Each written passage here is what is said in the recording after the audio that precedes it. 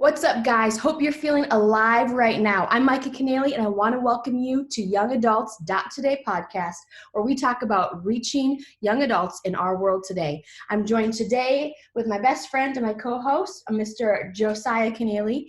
And Josiah, would you be willing to introduce our amazing guest today? For sure, guys. Welcome to season 3 of Young Adults Today podcast. We get to interview somebody today that I thought of immediately when we decided to do this podcast. We've been praying that this episode would happen. We prayed that this guest would say yes. And yes, he said. So we're here with David Kinnaman, who's authored several books, including Unchristian, You Lost Me, and Good Faith, as well as Faith for Exiles. He is the president of Barna Group, which is a leading research company based in Ventura, California, as well as Atlanta, Georgia. David's work as a researcher is inspiring to me personally, and he considers himself a professional listener. And he's led his team to interview, this is crazy, nearly 1.5 million individuals since he began working for Barna as an intern in 1995. And David, our paths crossed just briefly when I attended a You Lost Me live event. I think it was 2012 in Minneapolis, Minnesota. And I just had this vision about reaching young adults for Christ. I was actually interning at the local church I grew up in at the time. And meeting you that day showed me a lot about ministering to the next generation. And I left that day committed to integrating what I've learned into practice. So when we launched this podcast in 2019, we prayed you'd say yes. Thanks for saying yes. Welcome to the show today. Oh, thanks for having me. That is such a cool story. And it's so neat to hear how that made a difference. By the way, when you read that little part about being a professional listener, I have to just tell you that I wrote that on my bio one day. I don't know what I was thinking. And when my kids saw that, they're like, "Dad, what in the world is that? A professional listener? You're so dumb." So anyway, don't read everything. Don't believe everything you read. Oh, that's too good. Well, we hope our listeners are tuning in with their ears today. Seriously, get out your notepads. Yes. Well, David, we just want to kick off right away. And can you just share with us and our audience your story, your journey of, however many pivotal moments you've had in your life to get you where you are today? Oh, thanks. Well, that's the question you throw to an old man, I think. But I'm a person that's, you got some wisdom. I think so. Yeah. Some years ahead. So, so I'm 46, to set the record straight, which is not so old, but it's certainly older than some. And I've learned a lot. I actually figured I'd be a pastor. Well, just personally, I live in California. I've got 3 kids, 20, 19, and 15. My wife, Jill, Emily, Annika, and Zach are my family. We got 2 dogs running around here somewhere. We're homebound for the coronavirus, so it's hard to get them to, as I'm sure you guys are. And so it's a lot of fun here, a lot of activity. We got tables of crafts and painting and puzzles and all sorts of stuff going on. But I started working at Barna Group, which is a social research company in 1995, and I was an intern, as my bio accurately says. And so I thought I'd be a pastor. Actually, that was my career trajectory. My dad was a pastor of a church in Phoenix, and ended up not doing that. I ended up becoming a researcher at the Barna company, and I didn't expect to stay, as long as I have. But it's one of those things where, a year becomes 3, and 3 years becomes 10, and 10 becomes now 25. So. But a little bit about the company is we do a lot of social research to try to use research to understand a lot of things, social trends, what people are thinking, how they perceive their world. And in the case of, speaking about millennials and Generation Z, a passion of mine, I think something of a calling is to try to help connect the generations. I'm a Gen Xer, but especially try to connect boomers, Gen Xers, millennials, and now Gen Z. Has been part of my passion. That's amazing. We love that. And I would actually consider you one of the brightest minds in Christianity, David. And so I'm just curious to get to listen. You guys got to stop with all these kind things, man. My kids would be like, "What the crap are you talking about right now?" Listen, we'll have them tune in next. No, I mean, I'll tell you the true story. I mean what I say, and I select those words carefully. But how did you become passionate about listening to people, researching, and faith specifically among the next generation. Because I'll say this, I did a grad school project and I just needed 850 responses, and it was like pulling teeth. I pulled every string. I called I used social media like I'd never used before. 850. So looking at 1.5 million, that's not small. And I just look at, yeah, you had maybe this call or desire to be a pastor. And I just watched God use you to lead leaders and to be a voice of reason and help form data that forms decisions for pastors, for leaders, for the church. And how did you become passionate about faith, the next generation, and research? Yeah, thanks. Those are really the kind words, and I do appreciate them, even though I'm being so. I don't know. There's the Lord. I just have this strong belief in God's sovereignty. The book of Daniel, Daniel 4, chapter 4, I think it's verse 23, right in there. He says to Nebuchadnezzar, God is sovereign over the kingdoms of men and women, we should add, and he gives them to whom he wishes. And so, I think my story, like all of our stories, is that of God's sovereignty. Putting me in a place to work with this amazing researcher and mentor, George Barna.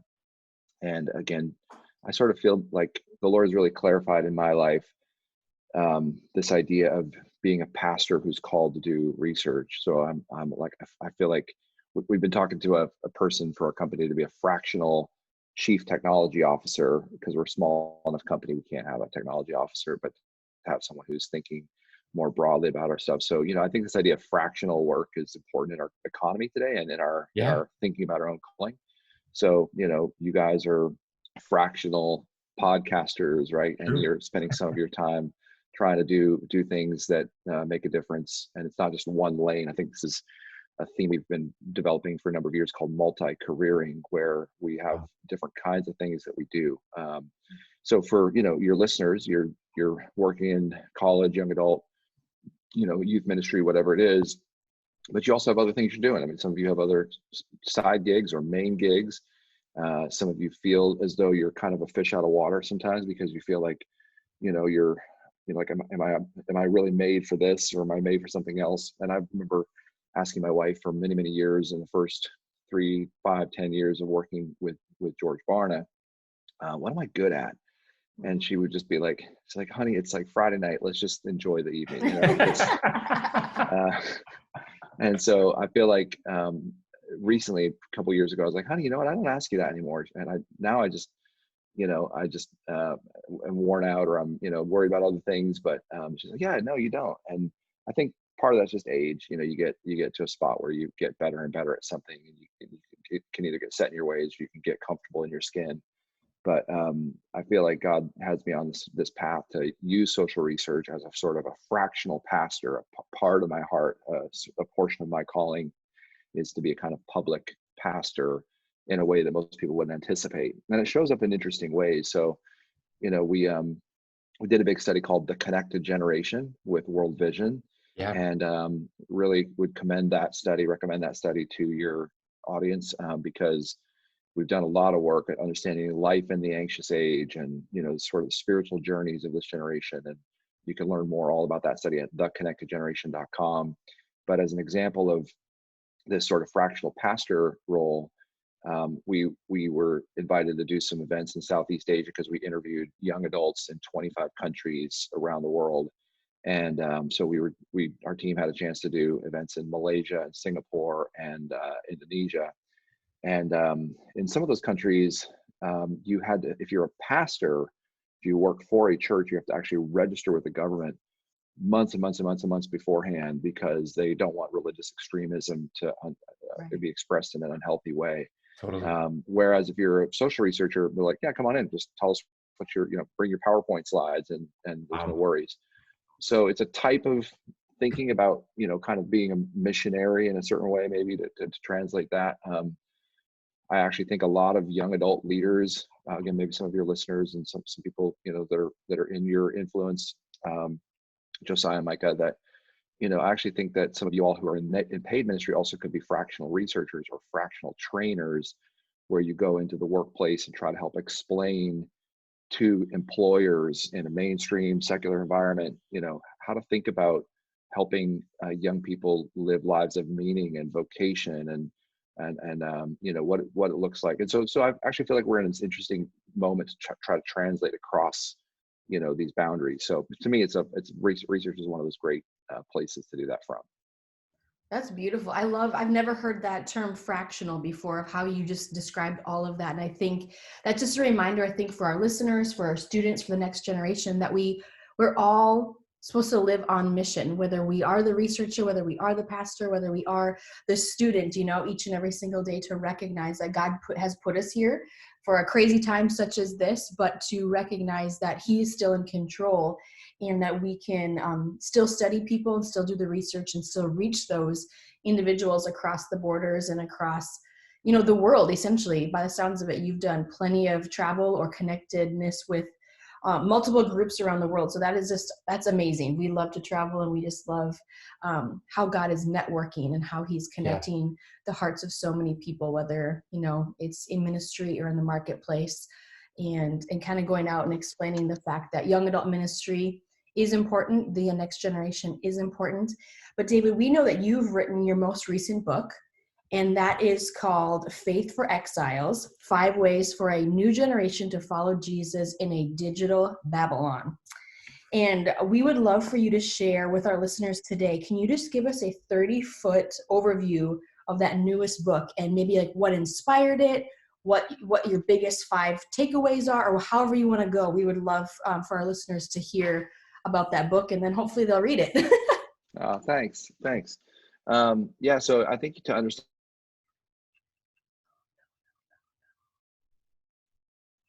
a little bit where from, but the book itself is, which I'll talk about in a minute, but the book itself is designed to help leaders and you know, individuals who are you know, working in the church, but also parents and even young adults themselves understand what makes for a resilient faith in our society.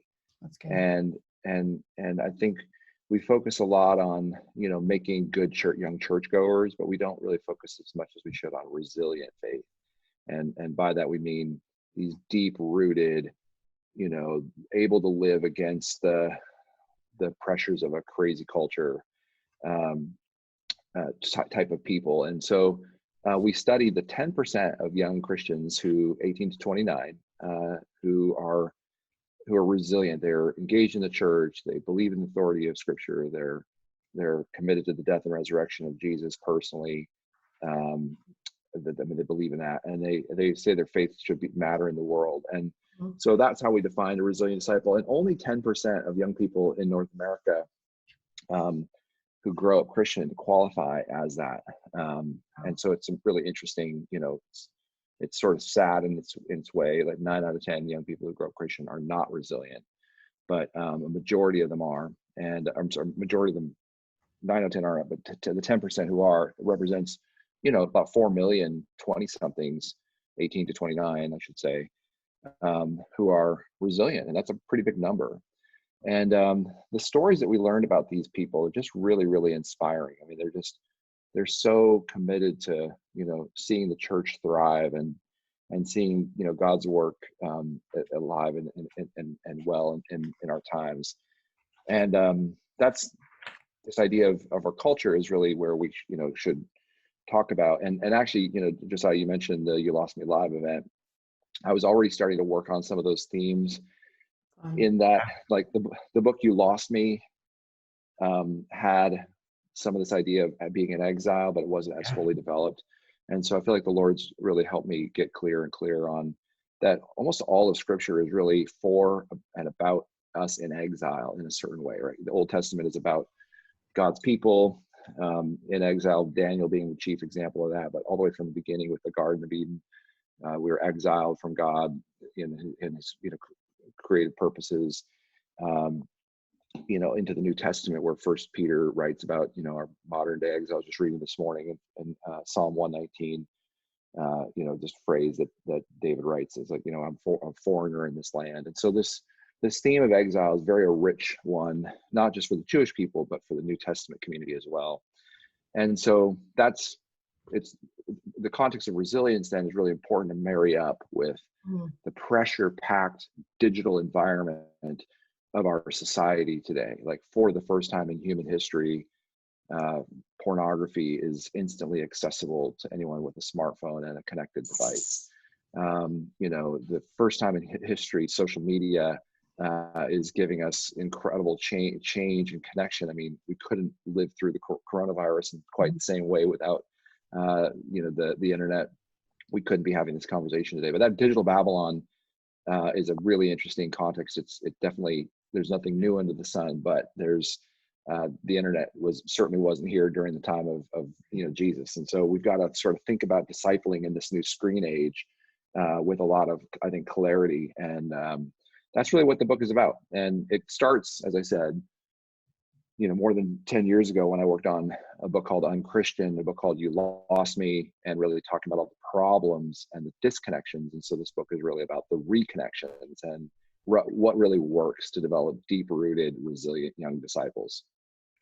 Well, and I will just say that Unchristian, and then You Lost Me, and now Faith for Exiles, I'm encouraged now, come Faith for Exiles, but when I read Unchristian, I was actually deeply distraught. When I read You Lost Me, I was like discouraged to a point of holy discontent, David. Like it was good. God used that completely. But it was just like such important data. And it's like, for our calling, it just added fuel to the burden of the fire that God had already started in my heart. And so now I look at, like, what does resilience look like? I'm pulling up this page on 36, 37. For listeners, go get the book. Page 36 and 37 is such a great diagram of, like, really kind of giving maybe ministry leaders a bullseye target of what does resilience look like? What's our aim for a successful Christ follower of Jesus in 2020, in the coming ages, in the next decade of our ministry, as we think of the next 4 years of working with a college student that'll impact their next 40 and beyond. Right. You talk about 5 practices. And could you just, David, would you be willing to highlight these kind of 5 practices of the 18 to 29-year-olds who are resilient? They do these 5 things. Can you highlight those for us? Yeah, I'd be happy to. And the 5 areas that we learned about resilient disciples are their experience with Jesus, and I'll come back and define these for you, but experience with Jesus, their cultural discernment, and their the meaningful relationships they have with others, their vocational discipleship, and their countercultural mission. So when it comes to Jesus, what we find with the resilient disciples is they actually believe that Jesus speaks in a real and personal way. By comparison to the other 9 out of 10 young people who aren't resilient, most of those young people who grew up Christian still believe that Jesus was real. They have good positive thoughts about him, but they don't seem to have the same kind of, sort of sense that God is alive and active in their life. So that's the first one. The second is a sense of being culturally discerning. They really trust Scripture to bring a sense of purpose and wisdom in their lives. The third is the sense of cultural discernment. Meaningful relationships, where they actually really want to be around other Christians. They enjoy the company of other Christians, and they choose to emulate them and be like them. It's one of the most incredible things you start to see from resilient Christians is that they're actually pretty comfortable that the older Christians they know, they're like, they're not perfect, but I've learned to sort of live with my disillusionment with those people. They're actually sort of prepared to be disappointed, and I actually think that's a really important point, for us to consider, is that we have to actually, in ministry to young adults today, we can't gloss or spin the disappointments that they're eventually going to experience or have experienced when it comes to the church. We have to do the hard soul work of digging out those disappointments and disillusionments, and talk about how to kind of persevere and to be resilient despite that, because we're all going to be disappointed in relationships with others. And the pressure is really high within a church setting. I mean, just to speak of it, like within our company, we have a Christian company and this cool mission, and we got about 18, something like that, full-time people. And, sometimes people they joined Barna, and they're like, oh man, it's so amazing. Like, it's a Christian company, Christian mission, you know, and you know, like, I get to work for David, you know, or whatever. And it's like, they're disappointed because it's just like, it's a job and it's hard work. And, you know, I'm a limited leader. And so it's like in the church, there's all these extra expectations, layers of expectations that you have to kind of work through. So even more within a Christian environment, Christian church, working with young adults, and especially in the era of sort of Instagram and sort of perfectly, you know, posturing ourselves to be known and seen. Like, I think really, like, that's for me the definition of authentic Christian leadership, is the sense that you're fully who you are, and you're not trying to pose or posture for people, because ultimately you're going to disappoint people, and people need to be able to see the real you, and how important that is. And then vocational discipleship, being prepared for life on mission in your work, and then a countercultural mission where you actually are living a sacrificial, servant-like life, interested in evangelism in the world. So these 5 areas, I get excited about this, so I'm kind of long-winded on this, but you know, these 5 areas work together in a way that really helps. Like, you can't just do it by accident within a church. It has to be a set of intentional choices that you make, and you can't do it only just through a local church's work. It has to be this commitment that these resilient disciples make alongside you. Well, and it's really interesting how you end with the second page is countercultural mission, and then vocational discipleship. And I remember a few years ago, I was working at a local church and doing young adult ministry, and the executive pastor came up to me and he's like, hey, he's like, it just seems like anytime we do anything with social justice, the young adults really get on board. They really gravitate toward it. And I was like, yes, I don't disagree, but I was like, you know, we're really engaging the influential young adults when we do that. It's like the leaders, or maybe the right word that I was striving for, that I was trying to grasp, was like the resilient ones, the people who are like resilient, that they're already committed. They're going to go like into overtime mode with, I mean, have you found that to be true in terms of countercultural mission and vocational discipleship? Yeah, absolutely. What we see with these resilient disciples is that they're more willing for the church and their peers to challenge them than the church is willing to challenge them. And what that means is that, you know, if you look at these numbers of like what we call habitual churchgoers, who are just as active in most ways in the church as resilient disciples, but they're three to four times more common. So among a young adult group, you know, you've got in a church, obviously different generations, and among the 18 to 29-year-olds who are in your church every week, you're going to have a good segment of them who are kind of there for other purposes.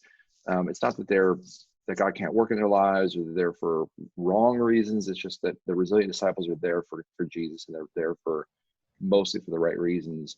And when you look at their lives, they're going to power their way, whether or not the church helps them to do that.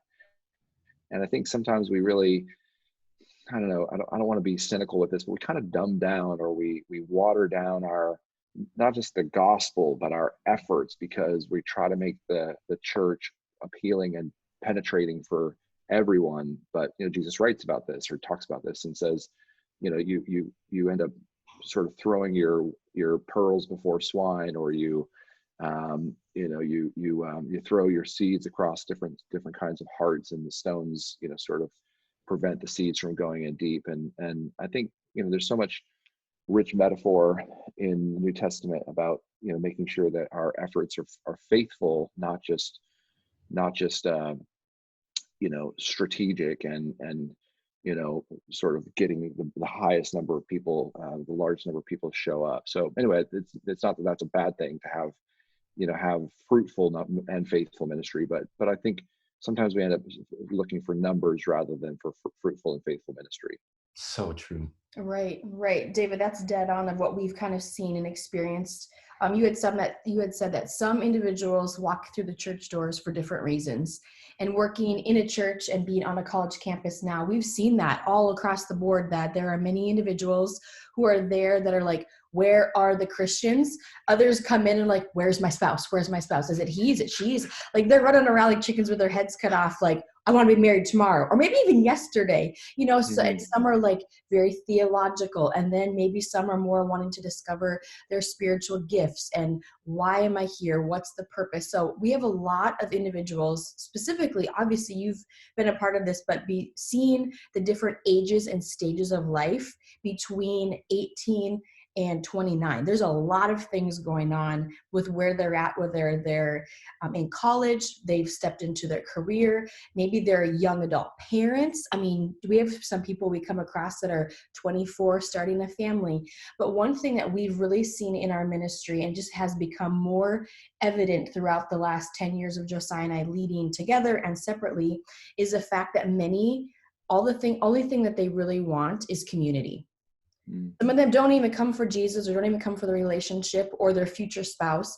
A lot of it comes down to they just want to be a part of something. And there's this extreme loneliness that seems to be capturing the hearts of many of our college students that come through the doors that we see. And I heard you recently share about loneliness and that only 1 out of 3 or 1/3 of young adults in America know that somebody believes in them. Can you just share about that statement, or did we hear that right? Maybe that's a better question. Yeah, that's the proportion. It came from this Connected Generation study, where it's about 1/3 of young adults in the U.S. and 1/3 of young adults around the world who say someone believes deeply in me. And it's such a sort of tragedy that what we find is that they're more likely to say they're connected to people around the world and that events around the world matter than that those around them that are very close to them feel close or feel like they support them. And I think we are living in an age of heightened anxiety and anxiousness and isolation and loneliness, and those are some of the side effects of the screen age. And so churches can stand in the gap and become places of deeper connection and of meaning and of sort of life outside of ourselves. I think one of the countercultural things we have to teach this generation is like, it's not about you, which is part of what Christianity teaches. And the book of Ecclesiastes, a place of wisdom, like, you can work your whole life and then to what end and at what cost. And so I think the wisdom literature helps us, Ecclesiastes, I think, would be a wonderful book for us to teach to this generation. And, for us to continue to focus in on helping this generation see the countercultural way of Jesus, that it's not just about us, and that it's a way of sacrifice, and suffering even has a redeeming purpose in our lives. Those are things that are very countercultural, but deeply Christian concepts. That's good. Well, and right along with that, talking about digital Babylon and biblical literacy, we have this narrative of God speaking to us as humankind through the word, through scripture. And I think it was the Connected Generation study as well, David, where you had shared, I think among Generation Z, is it 4% have a biblical worldview? Is that correct? Yeah, that's right. Yeah, that's right. Yeah. So, one of the things we find is that 4% of, as you said, of Generation Z, this is 13 to 18-year-olds, as we did a teenager study, have a biblical worldview. And that's sort of, we don't ask a young person, do you have a biblical worldview? Because nobody would know quite how to answer that. But what we do is we have a series of different questions. There are about 8 of them that we go through with a random representative sample of teenagers. And based on those 8 questions, we sort of categorize a person into a bucket called biblical worldview. Things like belief in the authority of Scripture, belief in the death and resurrection of Jesus, necessity of sharing your faith with somebody else, those kinds of things. It's a pretty low bar. I mean, some people would say, and we have plenty of people who are, they dig into the weeds, and they should, and they say, well, I quibble with this wording or this statement, or, you forgot to ask about, Trinitarian belief or whatever. But the point is that even if you, and I think this is really important for all of us who work with young adults, or for anyone for that matter, that even just asking 8 pretty straightforward questions and adding up the results, only 4% of teenagers today, despite being raised in a predominantly Christian identified generation, they're more likely to be atheists than ever, and there's lots of different religions among Gen Z, but they're still majority Christian. Only 4% have a biblical worldview. And I think the application for that for leaders today is, what are you shooting for in terms of the core beliefs that young people are going to have, and how do you convey them in such a way that it's not just about our head knowledge? I just want to say that really clearly. This generation isn't just interested in, having all the right answers to a multiple choice test. Right. But it has to be more than just an experience, or just a whole bunch of just nice sounding sermons that that's part of the point of resilient discipleship that we find in the Faith for Exiles, is that this orthodoxy works itself out in people's lives. And when they work it out in their lives, their orthodoxy becomes deeper. And we find all sorts of really interesting things in our research about, for example, that those who come later to faith in their life and didn't grow up Christian are actually, for example, more likely to believe Christian orthodoxy than those that were sort of raised from cradle to be Christian. That you have to sort of wrestle through it. That for those that come to faith later, like, their faith is an anchor in their life, not just an error. And so I think there's lots for us to remember. It's like it's a both and world. We've got to do great orthodoxy and orthopraxy, and it really does show itself in the results that we get as a disciple making community. Completely. And I would just say it this way, David, and to our listeners, I'd validate the call of God on your lives. I would say that if these 2 things that we just landed on loneliness, the fact that only a third, that means 2/3 of young adults don't feel that somebody believes in them. So if that doesn't show you a window of, called an opportunity, like that's maybe a weakness or a perceived threat in the church, but what an opportunity for a leader to step up and say in the next generation, I believe in you. I'm here for you. I'm with you, and I'm committed to you, and we're in this together. I believe in you. You're not lonely. We're part of friendship. We're a part of discipleship. We're in community together. And then, like you just said, David, of biblical narrative and biblical literacy, like, yes, we should teach orthodoxy. Yes, we should even teach an orthopraxy, but even to the very heart of an orthopathos, like somebody's deepest desires, that they would delight in Jesus, that they'd have a delight in community. And so our work is cut out for us as it is next generation leaders. And I just validate the call of God in our lives. Like, what you're doing matters. There's a need for it in our world. And we now come to the point in our interview where we get to ask you 5 questions in 5 minutes, and they're a little bit rapid fire. We'll do it in 5 minutes or less. Are you up for that, David, to close this out? I'm ready. I'll try to be shorter answers. No, that's so wonderful. Okay, so David, question number 1, what has surprised you about young adults in general? I think how cool, connected, smart, honest, transparent they are. There's so many negative stereotypes about millennials and Gen Z that, for me, I can understand why those frustrations exist, but I always think, like, what generation raised them? It's the same generation that's complaining about them is the generation that raised them. So that surprises me over and over. I just love working with and seeing, young people inspired by the message of Jesus, that it is the truest answer to the world's greatest needs and to our heart's deepest longings. Yes, that will preach. And let me ask you this. What is one tidbit of encouragement or maybe advice that you'd give to a lead pastor or a board member or somebody that's a passionate participant in community of a church trying to start or strengthen their young adult ministry? Well, the easiest thing to say is this: it's a bit of a challenge to a board member or a senior pastor or senior leaders, that I say we're trying to do dial up ministry in a Wi-Fi world. So screens disciple, that's the premise of Digital Babylon. And so I see too often pastors and leaders saying, okay, well, tell me what story I should use, or let me hire, someone like you guys, Josiah and Micah. If I could just find that right person to hire, then my problems will go away. And I'd like to say it's almost like,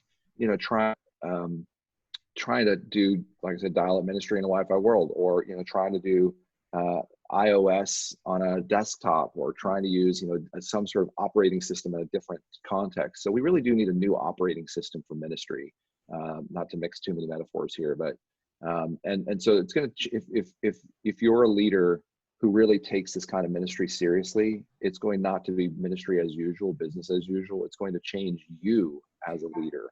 And if you're not ready to dive into young adult ministry and be changed, then you shouldn't try it. I mean, like, you're going to hurt more people than you actually do ministry in a good way. So again, the Lord works through those imperfect efforts, but you've got to be really willing to make kinds of changes to yourself and your ministry if you're willing to see those kinds of deep-rooted changes take place. Wow, that's an excellent answer. All right, question number 3. What is your favorite story you've come across about faith? Wow, that's such a big one, and broad. I don't know. I think, I don't know if I have an easy answer to that one, but I certainly have seen in my life, my family's life, the testing of faith. My wife has brain cancer. Her name is Jill, and we blogged about that at a family blog called prayforjill.com. And so, it's not my favorite story, but it is a true story, and it's a true story of Jesus showing up, and our faith and our community and our prayers sustaining us, even during that season.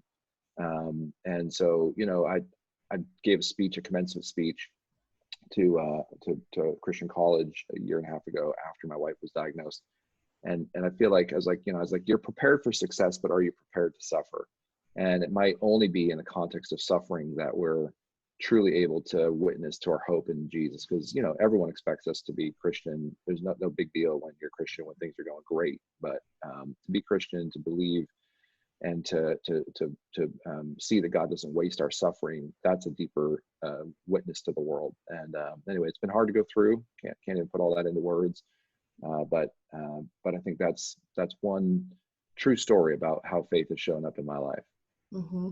Yeah, and ever since we saw the tweet, and just like, we were praying for you this morning, we're with you in this, and I know our community of listeners as well is just lifting up Jill and lifting you guys up in your time of need. And thank you, Josiah. Yeah, thanks a lot. Yeah, something you said is like, we're prepared for success, but are we prepared for suffering? And similar to like success is also failure is one of the greatest educators. Would you be willing to open up with our listeners about maybe an epic failure you experienced in life, business, or ministry? Sure, man, but that would take many seasons of podcasts. So, and then my kids would finally find that to be worthwhile, right? Like, they would say, you're not a professional listener, you're a professional mistake maker. For the club, right? Exactly. Just wait till they have kids, man. They keep you honest.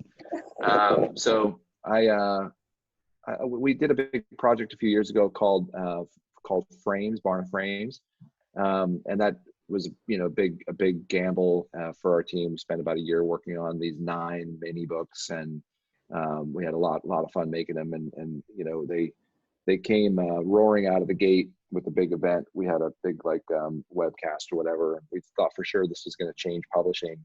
But I think some of those books only sold like 100 copies. It was like this sort of big bang and no sizzle, or just big. What am I saying here? All sizzle and no steak, or no real market work. So it was really hard we got the cancellation of the next project, and we had to change some staff and go through a lot of soul searching about this big gamble. We put so much of our eggs in that basket, and there were some things that worked better than we expected. Like, we learned a ton, and actually one of my advisors in the first few days after that happened, he's like, okay, I want you to sit down, I want you to write just a list of all the things that you really learned, all the things that went really well, and all the things that didn't. And I want you to write down, what will you do differently? And, what are the lessons of this failure? And over the next 60, 90 days, the clarity about all that we learned, how we could learn from failure, how we could reorient our efforts. We've done a line of business now. We're not a very big company, but over multiple years, we've done about $6.5–7 million out of one line of business that was based primarily on all the learnings from that failure. And so had we not failed, had we not taken the time to learn from those failures and process them and talk openly and candidly, and for me to be like, not blaming others, but taking responsibility for the things that we could have done differently. And some of those things were out of our hands, but they weren't entirely out of our hands. And so, yeah, I think that's a story. And there's many more failures that didn't turn into a line of business that works. So, I'll save those for another time. But it meant a lot to me to learn through failure. And I think that's important for all of us in ministry and life. Yes, we all have those failure moments, but we also have those teachable moments. And we want to end on a positive note with you, David, today. If you could tell a group of pastors and young adult and ministry leaders one thing, what would you leave them with? I would leave them with this sense that God is desiring to speak into our very hearts. And, it can be really, really lonely in leading, and we talk about loneliness in general in the generation, but I think Christian leaders face a lot of loneliness. We try to compare ourselves with other people, and, Josiah and Micah have a successful podcast, and, I'm not as good as them, or David Kinnaman has written books and I haven't done that, or, it's weird because the more successful I get, I don't actually get less jealous of others or any more secure in some way in my own gifts. All of that, our security, our identity, our deepest longings, our sense of why we matter, it all comes only and solely through our identity in Christ. And this is the great message of, I think, Scripture, that's like why I still believe is that, Jesus speaks these deep and true things to us through the page of Scripture, through the historical record, through the witness of Christians who come before, that our lives mean something in light of His life. And He speaks to us. He desires to be made known in us and through us, not just to build a big church or big young adult ministry, but because he desires our very hearts. Better is one day in your courts than 1,000 in college ministry. And so I think that's something we have to keep deep in our hearts in whatever levels of ministry, in wherever we minister. Beautiful. Amazing note to end on, David. And we learned a lot. There's things that I didn't know. Thanks for opening up about successes, struggles, failures, suffering, and just what you've learned to share with others. And so we really enjoyed the conversation. Thanks for just spending time with our audience today, David. Yeah, of course. Josiah and Mike, it's such a great pleasure to meet you guys. Look forward to calling you friends from here on, and good luck in the next few months as you guys welcome a new member to the family. And hopefully that's something you announced before and not like spilling the beans to your parents or something like that. Can't hide it anymore. They think I'm smuggling watermelons. I can just imagine your parents listening to the podcast and like, what? You guys are pregnant? What was that? I like guys. Anyway, congratulations to you guys. And it's really fun to talk today. So neat to hear your story, and, just the Lord's faithfulness in, weaving our stories together, that getting on a plane, coming to Minneapolis, doing the Elastic thing might inspire you, Josiah, and, all the ways you're going to inspire so many others too. So thanks for having me today. Excellent. We'll be praying for you and your family. So thank you so much, David. You bet. All the best. Thanks so much. See ya.